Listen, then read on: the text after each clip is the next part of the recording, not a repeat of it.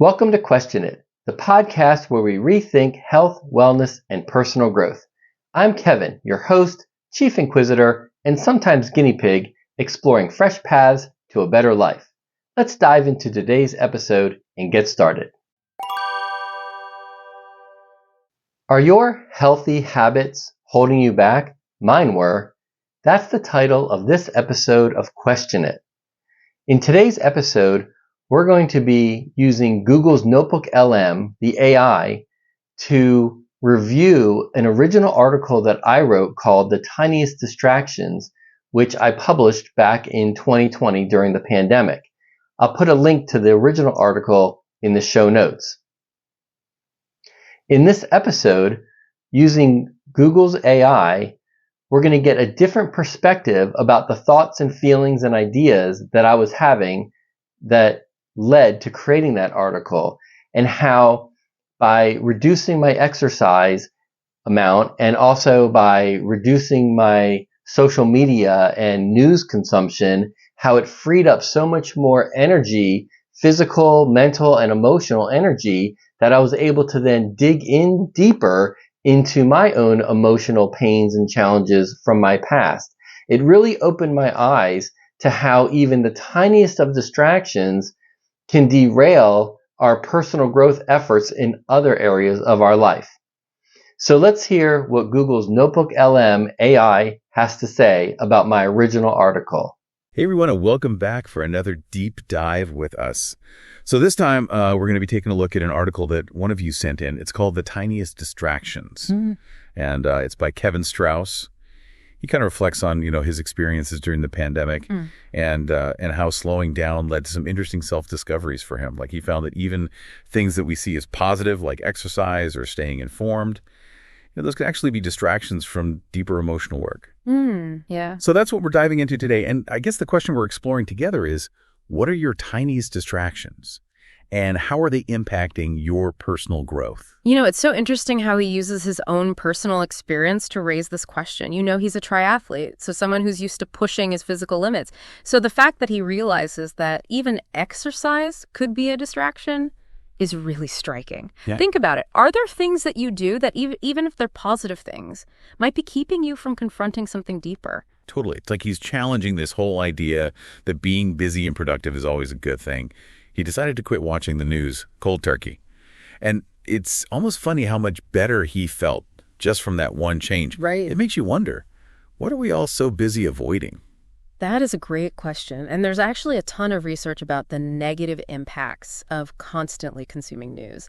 It can really increase your anxiety, and it can really skew how we see risk. Because the news, it tends to focus on the negative. It's designed to trigger our stress response, which it keeps us hooked. But it doesn't necessarily paint an accurate picture of the world. And think about how much mental energy we're all devoting to just staying on top of the news cycle. I know, I was constantly checking headlines and feeling overwhelmed by it all. So it's no wonder that Strauss felt that sense of relief when he stepped away from it all. So when he did step away from it all, what happened?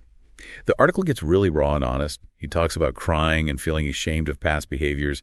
It's clear the self-work was not easy at all. What did you think about that? I think that rawness is one of the most powerful things about the article. He's not sugarcoating how hard it is to face these uncomfortable truths about ourselves. And I think it takes a lot of courage to be that vulnerable. And by sharing his experience, he's giving all of us permission to acknowledge that this work, it can be messy and uncomfortable, but ultimately it is a sign of real growth. Yeah, he even admits that sometimes just a simple 30-minute jog could completely derail his emotional progress. And he asks this big question, how much of what we consider healthy or productive might actually be keeping us from deeper emotional well-being? That's the core of it, right? Strauss is making us think about energy management in a more holistic way. It's not just about physical energy, it's also about emotional and mental energy. So where are we directing all of our energy? Are there activities that are draining us without us even realizing it? He brings up this example of centenarians living in blue zones, these communities all over the world that are known for longevity. And what's interesting is they often live active but simple lives, which suggests that maybe it's not just about structured exercise, but about living in a way that supports emotional balance as well. I often feel like I need to be doing something all the time. Oh, absolutely. And that's the trap, right? We're constantly bombarded with messages about productivity and achievement. So it's easy to feel like we're not doing enough, that we need to constantly be striving for something. But what if we took a cue from those blue zone communities? They really prioritize connection and community and a sense of purpose. Like, for example, in Okinawa, Japan, they don't even have a word for retirement. They have this concept called ikigai, which translates to a reason for being. It's about finding joy and purpose in everyday activities, whether it's gardening or spending time with loved ones, or even contributing to your community. What do you think about how that approach could apply to your life? That's such a good point. It really shifts the focus from external achievements to something much deeper. And that brings us to the heart of what Strauss is saying. He challenges us to think about our own tiniest distractions, those things that we do that seem positive. But that might actually be like subtle forms of avoidance. Even he was surprised to realize that puck exercise, something that we associate with being healthy and well-being, could be a way to avoid uncomfortable emotions. What are some of the things that you do that you enjoy? But maybe sometimes they keep your mind buzzing so you don't have to deal with something else. It's different for everyone, but it could be anything. Scrolling through social media, overworking, constantly keeping busy with hobbies, even endlessly researching a topic instead of taking action. It's not that these things are bad in themselves, but it's about becoming aware of our motivations. Are we doing these things because we genuinely enjoy them, or are we using them to numb ourselves, to avoid feeling certain emotions? He doesn't shy away from getting specific either. In the article, he talks about how he used to use exercise as a way to just push down any negative feelings. He'd go for a run and he'd feel this temporary high. But the underlying issues were still there. Like he was running from himself, literally. Have you ever noticed yourself doing something similar? Maybe not even with exercise, but anything you do a little too much. I think we all do it to some extent. It's part of being human. Mm-hmm. But the key takeaway here is that these distractions, however small they seem, they can have a huge impact on our inner world. They drain our emotional energy and prevent us from doing the deeper work that leads to real growth. It's almost like we're creating this constant noise that drowns out our inner voice, the voice that's trying to tell us what we truly need. What do you think could happen if we started to quiet that noise? What if we freed up all that energy that we're spending on these distractions? Imagine what would be possible if we weren't constantly running from ourselves. We might find the courage to pursue our passions, to have those difficult conversations, to finally address the things we've been putting off. We might start to feel more connected to ourselves and the world around us. That's such a powerful idea. It makes you want to take stock of your own life and see where you might be holding yourself back without even realizing it. Like I know for me, social media can be a huge time suck. I can get lost in that scroll for hours. Yeah. And I always end up feeling drained and disconnected afterward. It's so easy to fall into those patterns. And that's why Strauss's experience is so valuable. It reminds us that personal growth isn't always comfortable. It requires us to confront difficult emotions, to slow down, and to be honest with ourselves about what we're truly seeking. And sometimes it's those tiniest distractions that stand in our way. It's like he's giving us permission to question everything we thought we knew about self-improvement. Instead of just focusing on what we should be doing, he's encouraging us to go deeper, to examine what's really nourishing our emotional well-being. Absolutely. He brings up this example of Dr. Andrew Weil, recommending a daily brisk walk for good health. It's such a simple, accessible practice that can make a big difference, and it really highlights that idea that we don't have to overcomplicate things or push ourselves to extremes. Sometimes the simplest things are the most powerful. And let's not forget about those centenarians in the blue zones.